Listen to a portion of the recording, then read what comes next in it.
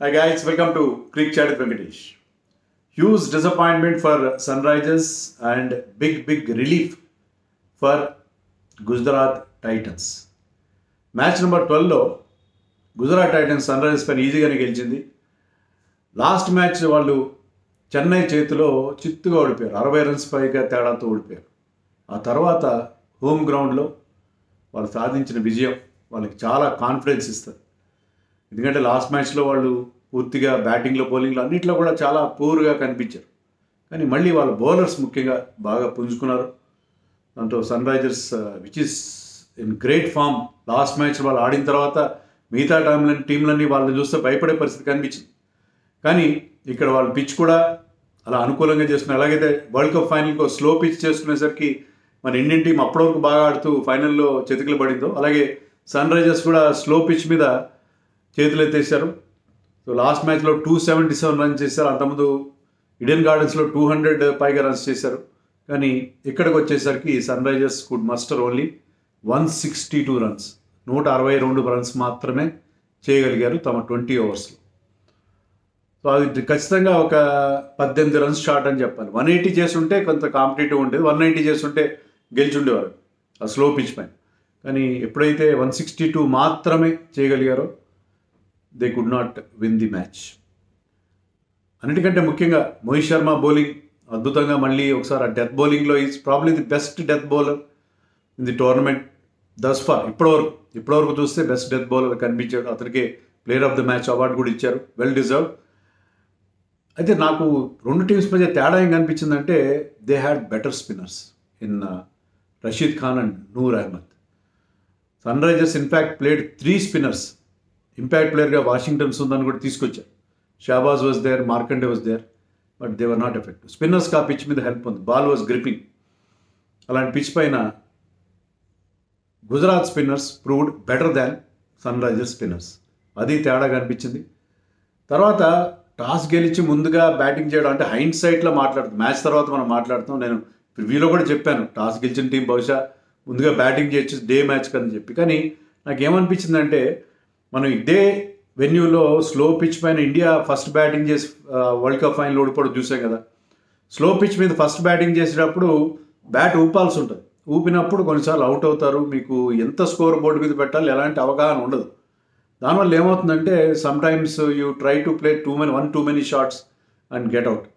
అలా కాకుండా మీరు ఫస్ట్ బ్యాటింగ్ చేసే టీం చిన్న స్కోర్ చేసి దాన్ని చేజ్ చేసినప్పుడు యూ కెన్ ప్లాన్ ద చేస్. అప్పుడు మీకు partnerships more important. Partnerships required run rate మరీ పెరిగిపోకుండా చూసుకుంటూ తెలివిగా క్లెవర్గా చేసి ప్లాన్ చేసుకోవచ్చు. సో నాకు అలా అనిపించింది. వాళ్ళు పిచ్ని ప్రాపర్గా రీడ్ చేయలేదేమో సన్రైజర్స్ కెప్టెన్ ప్యాట్ కమిన్స్, వాళ్ళ కోచ్ డాన్ వెట్టోరీ అనిపించింది. ఎందుకంటే ముందుగా బ్యాటింగ్ చేయకుండా బౌలింగ్ చేస్తుంటే బాగుండేది. బౌలింగ్ చేస్తుంటే దాన్ని బట్టి ప్లాన్ చేసుకుని ఉండేవారు. ఏమనుకున్నారంటే కొంచెం ఓవర్ కాన్ఫిడెంట్గా వెళ్ళి ఉంటారు. మాకు ఇంత మంచి బ్యాటింగ్ స్ట్రెంత్ ఉంది, మా దగ్గర క్లాసన్ ఉన్నాడు, అభిషేక్ ఉన్నాడు, ట్రావిస్ హెడ్ ఉన్నాడు, ఒక పెద్ద స్కోర్ 200 కొట్టేస్తాం, వాళ్ళ మీద స్కోర్ బోర్డ్ ప్రెషర్ పెడతామని అనుకున్నారు. But that was not the case. Travis head started off well, but అతనికి కొంత స్ట్రైక్ రాలేదు. యాక్చువల్గా Mayank was having lot of strike. Mayank తొందరగా అవుట్ అయ్యాడు. ట్రావిస్ హెడ్ కూడా స్ట్రైక్ రాకపోవడం దీంట్లో అతని మొమెంటం దెబ్బతింది. స్టార్టెడ్ ఆఫ్ వెల్, అతని మొమెంటం దెబ్బతింది, అతను పెట్టాడు. అభిషేక్ శర్మ కూడా ఎక్కువసేపు Abhishek Sharma look good, hit some very good sixers. Rashid Khan బౌలింగ్లో వరుసగా 2 6లు కొట్టాడు. రషీద్ ఖాన్ మీద మంచి మ్యాచ్అప్స్ ఉన్నాయని చెప్పుకున్నాం కూడా మనం. But Travis Head was bowled by beautiful googly by from Noor Ahmad. Noor అహ్మద్ని వాళ్ళు తీసుకురావడం సాయి కిషోర్ ప్లేస్లో చాలా మంచి డెసిషన్. అంటే ఆశీష్ నెహ్రా క్రెడిట్ ఇవ్వాలి. ఎందుకంటే రైట్ పర్సన్స్. దర్శన్ నల్కండే అని ఒక బౌలర్ని తీసుకొచ్చారు. ఎప్పటి నుంచో బెంచ్ మీద ఉంటాడు. చాలా కాలంగా I have been seeing his name in the Delhi క్యాపిటల్స్లో వాటి చాలా టీమ్స్లో ఉంటాడు. He has been on the bench for long time in IPL, Delhi player. అతన్ని మ్యాచ్లోకి తీసుకొచ్చారు. ఎక్కడిచ్చారు, లాస్ట్లో ఇచ్చాడు బౌలింగ్ గిల్ అతను. లాస్ట్ ఐ థింక్ ఈ బౌల్డ్ ద 18th అండ్ లేకపోతే 19th అండ్ 17th ఓవర్ వేసి 2 ఓవర్లు వేసాడు.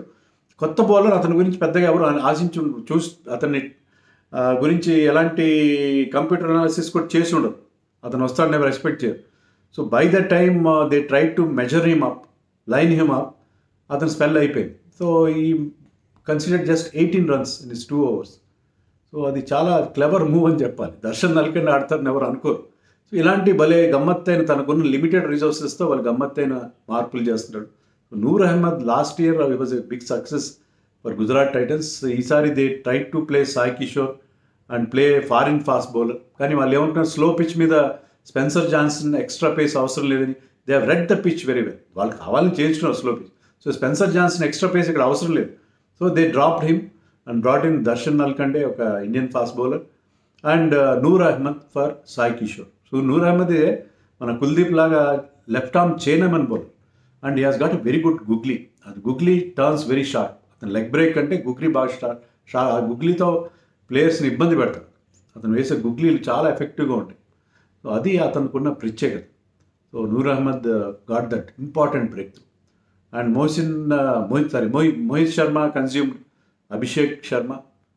And of course Mayank Agarwal కూడా తొందరగా ప్రతిసారి ఆ షార్ట్ బాల్ పుల్ చేసే ప్రయత్నంలో ఈ టోర్నమెంట్లో 3 సార్లు కూడా అవుట్ అయ్యాడు. ఈ టోర్నమెంట్లో ఎక్కువ మంది బ్యాటర్స్ బౌన్సర్లకి అవుట్ అయ్యారు. స్లోయర్ బౌన్సర్స్ కావచ్చు, క్విక్ బౌన్సర్స్ కావచ్చు, అందరూ అవుట్ అవుతూనే ఉన్నారు. బట్ ఇది ఒక ప్యాటర్న్గా మారిపోయింది. Mayank Agarwal getting out to short pitch ball. So స్టార్ట్లో మనకి ఆ మొమెంటం రాలేదు సన్ రైజర్స్కి.